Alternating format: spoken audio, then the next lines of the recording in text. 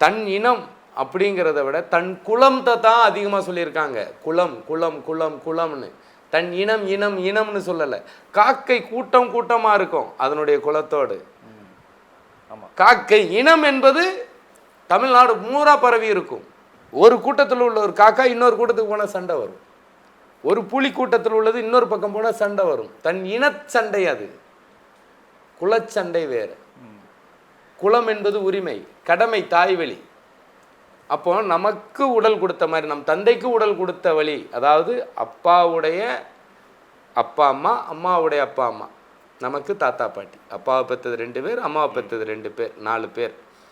இப்போ அப்பாவுடைய தாத்தா பாட்டினா அவங்களுக்கு 8 பேர் வந்துடும். ஆமாம். அதாவது எங்கள் அப்பாவுக்கு அவங்க அப்பாவை பெற்றது 2, எங்கள் அப்பாவுக்கு அவங்க அம்மாவை பெற்றது 2, எங்கள் அம்மாவுக்கு அவங்க அப்பாவை பெற்றது 2, அம்மாவை பெற்றது 2. இந்த 8 நான் திருமணம் பண்ணியிருக்கேன். என் மாமனாருக்கு அவங்க அப்பாவை பெற்றது 2, அம்மாவை பெற்றது 2. எங்கள் மாமியாருக்கு அவங்க அப்பாவை பெற்றது 2, அம்மாவை பெற்றது 2. 8 8 16. இந்த 16 குடும்பத்தினுடைய டிஎன்ஏ என் குழந்தைக்கு வந்துடும். 16ம் பெற்று வாழ்க, பெருவாழ்வு வாழ்க. இந்த 16 குடும்பத்தினுடைய அணுக்கள் என்னும் செல்வத்தை குறைவில்லாமல் பெற்று வாழு. நோயற்ற வாழ்வே குறையற்ற செல்வம். உனக்கு எந்த நோய் நொடியும் இல்லை அப்படின்னா எந்த குறையும் இல்லை. எல்லா கிரகமும் அப்போ இங்கே எல்லா கிரகத்தையும் வலுப்பெற செய்ய முடியும். இயற்கை என்னும் இறைவனால், உணவு என்னும் மருந்தால். ஆமாம், உணவே மருந்து. அறிவியல் என்பது ஆன்மீகம்.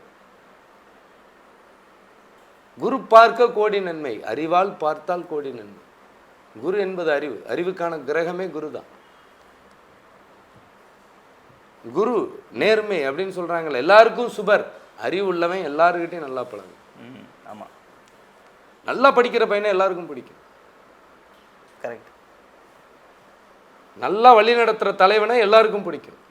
நல்லா போர் செய்கிற ஒருத்தனை எல்லாருக்கும் பிடிக்கும். இதை விட சிறப்பு என்னன்னா, அறிவார்ந்த பெருமக்களை தான் எல்லாருக்கும். அப்துல் கலாம் ஐயாவை பிடிக்காதவங்க யார்? அறிவுக்கு அறிவு யாருமே இல்லை.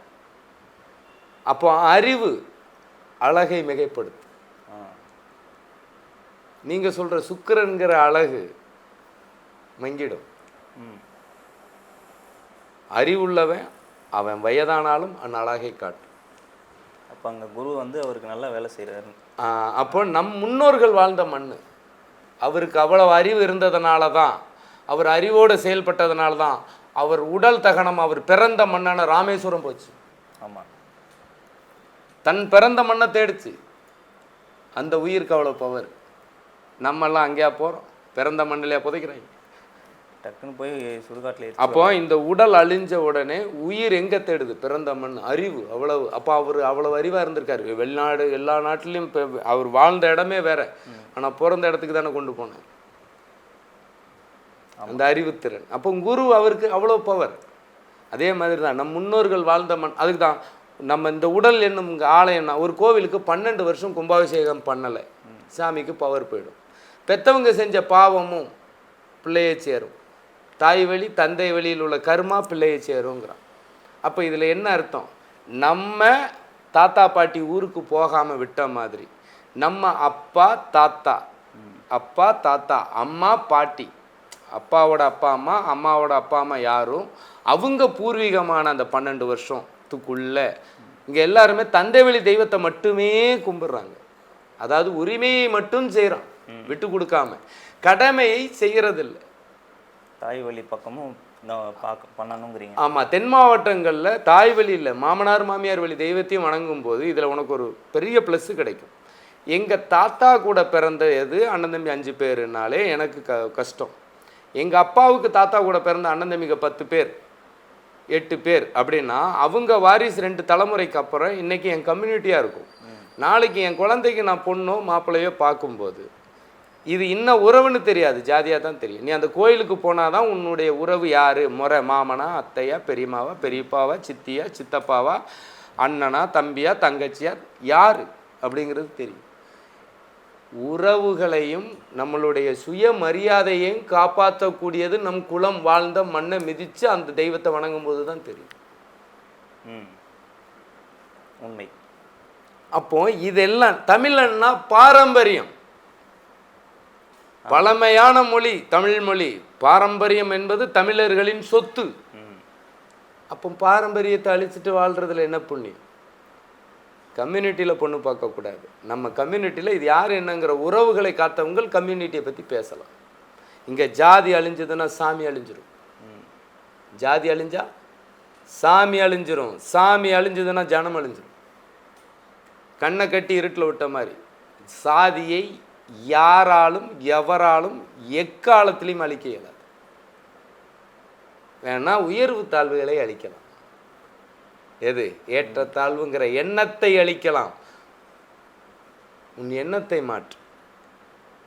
ஜாதியை தெரிஞ்சு வச்சுக்க, அது உன் அடையாளம். பிற ஜாதியில் பொண்ணு எடுத்தீங்கன்னா அது தவறில்லை. அந்த ஜாதிக்கு உட்பட்ட அவங்க முன்னோர்கள் வாழ்ந்த மண்ணை மிதிக்க கற்றுக்கொள்.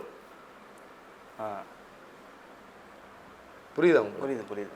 நீ எந்த கம்யூனிட்டியில் வேணாலும் பொண்ணு எடு, ஆனால் அந்த உறவுகள் சார்ந்த பூர்வீகத்தை தெரிஞ்சு கொள்ளுங்கிற. நம்ம குடும்பம்னா ஈஸி, அதுக்காக கொடுத்தது. ஒரே குடும்பத்துக்குள்ளனா நீ வெளியே எங்கேயும் போக வேண்டாம். இங்கே அதை பிரித்தது தான் ஒரு கூட்டம். மாடு 10 ஒன்றா நின்னா சிங்கமே திணறுமா. சில பேர் சாஸ்திரங்கிற பேரில் மக்களை பிரிச்சுட்டான். இவனுக்கு அவன் ஆகாது, அவனுக்கு இவன் ஆகாதுன்னு இந்த கோயிலுக்கு பரிகாரம். ஏன்னா அவர்கள் தொழில் செய்து மூலதனம் ஈட்டலை, பரிகாரம் செய்து மூலதனம் ஈட்டியிருக்காங்க. இங்கு உன்னுடைய தேவையை ஆசையாய் மாற்றி தன்னுடைய தேவையையும் ஆசையையும் பூர்த்தி செய்யும் உலகம். ஆசையே அழிவுக்கு காரணம். பேராசை பெருநஷ்டம். இன்னைக்கு இந்த பூமி நகர்றது ஆசையும் பேராசையும் கொண்ட நகர்வு. ஆமாம், அது உண்மைதான். கலி உலகம் அப்படிதான். என்கிட்ட வந்தால் ஜாதகம் எதுக்கு உருவாக்குனாங்கிற வரைக்கும் சொல்லிவிடுவேன். இப்போ ஜாதகத்தில் 12 கட்டம் இருக்கும். எத்தனை கட்டம்? 12 கட்டங்கள். எங்கள் அப்பா அம்மா அப்படிங்கிறது சூரியன் சந்திரன் 2 பேர். தாய் தந்தைக்கு ஜாதகத்திலே 2 கட்டம் தான். மாமனுக்கு 2 கட்டம், தாய் வழி தந்தை வழி. குருவுக்கு 2 கட்டம். குருனா உனக்கு தந்தை, அப்போ தாய் வழி தந்தை வழியில் உள்ளது. இப்போ உனக்கு இதில் எல்லாத்துக்குமே உறவுகளாக குறிச்சிருக்கும். அப்போ 12 கட்டம்.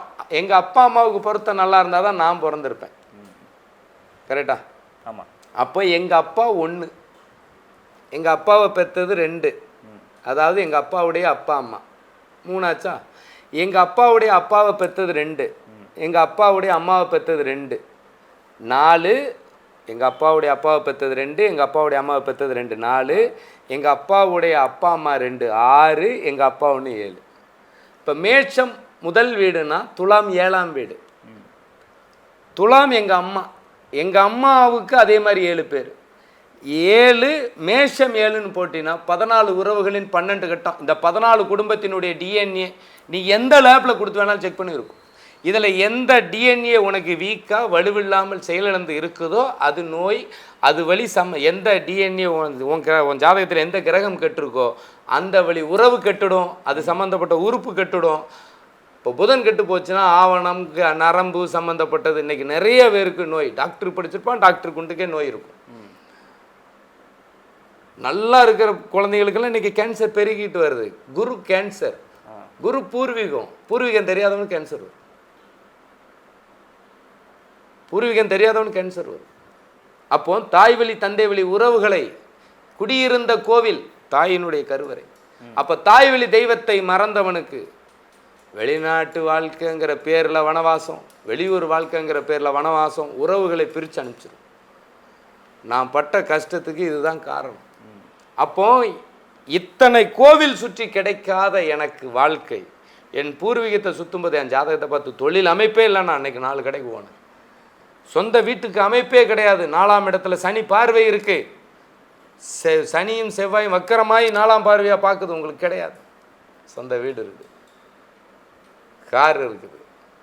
எனக்கு நான் வேலைக்கு 4 ஆள் இருக்கு. நான் 4 பேர். நான் ஒரு ஆளுகிட்ட வேலைக்கு கீழே இருக்கணும்னு சொன்னேன். எனக்கு இத்தனை வயசு வரைக்கும் நடக்காத ஒரு விஷயம். யான் பெற்ற இன்பம் பெருக இவ்வையகம். என் தெய்வம் உன்னை காக்காது, நான் உன்னை காக்கவே முடியாது, எந்த வெளி தெய்வமும் உன்னை காக்காது. இப்போ நான் உன்னை தேடி வந்து எனக்கு ஒரு நேரம் சோறு தருவேன், முடிஞ்ச அளவுக்கு உதவி பண்ணுவேன். வேற என்ன செய்ய முடியும்? உன்னால் உரிமையை கொடுக்க முடியுமா? முடியாது. உங்கள் வீட்டில் செய்கிற கடமையை நான் எடுத்து செய்ய விட முடியுமா? இப்போ உனக்கு நான் கல்யாணம் பண்ணி வைக்கிறேன்னு சொன்னால் உங்கள் அப்பா என்ன சும்மா விடுவாரா? முடியாது, அதுக்கு நான் வாய்ப்பு இல்லை. இப்போ உன் பிள்ளைகளுக்கு நான் நல்லது செய்கிறேன் அப்படின்னு சொன்ன நீ விடுவியா? யாரோ என்னும் வேணா வந்தீங்களா ஏதோ உன் முன்னாடி ஒரு சாக்லேட் வாங்கி கொடுக்கலாம், அதுவும் தெரிஞ்சவனாக இருக்கு. இதே மாதிரி தான் நீ பிற கோயிலுக்கு போகும்போது அந்த தெய்வத்தினுடைய அனுக்கிரகம் நீ தெய்வமாக நம்பும்போது உன்னை அது ஒரு நேரம் சாப்பாடோ மன நிம்மதியோ கொஞ்சம் கொடுக்கும். அந்த மன நிம்மதி அங்கே கிடைச்ச உடனே நீ அதையே முழுமையாக தேடுற. தாய்ப்பால் என்னும் அமுதம் தாயிடம் மட்டுமே கிடைக்கும், உன் தாரத்திடம் கூட கிடைக்காது.